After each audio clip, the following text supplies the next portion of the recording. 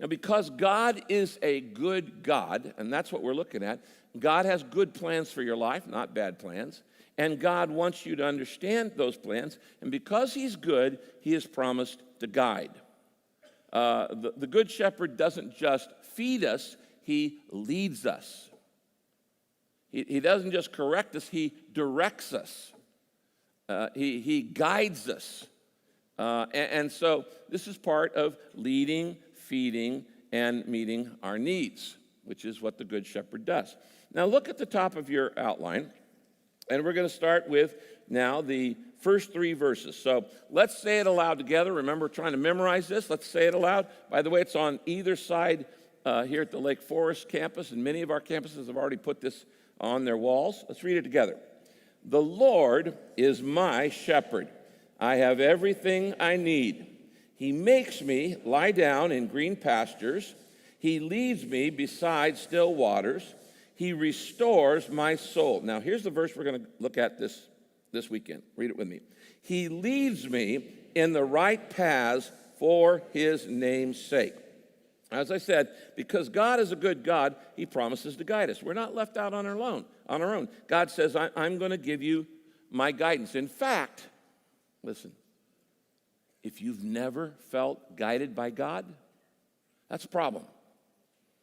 Because one of the proofs or one of the evidences that you do have a relationship with God, that you're in his family, is he guides you. Look at this next verse there on your outline. Romans 8, verse 14. Only those people who are led by God's Spirit are God's children. Uh-oh. Let me read it again. Only those people who are led by God's Spirit are God's children. So it is absolutely vitally important that you learn what we're going to talk about this weekend on how do I get guidance from God, or how do I be led by God's Spirit. Only those people who are led by God's Spirit, circle that, led by God's Spirit, are God's children. So you can see the importance of this. On Friday, I took a couple guys from our staff, and we just did a little day hike. It was such a beautiful day after all the rain we've been having.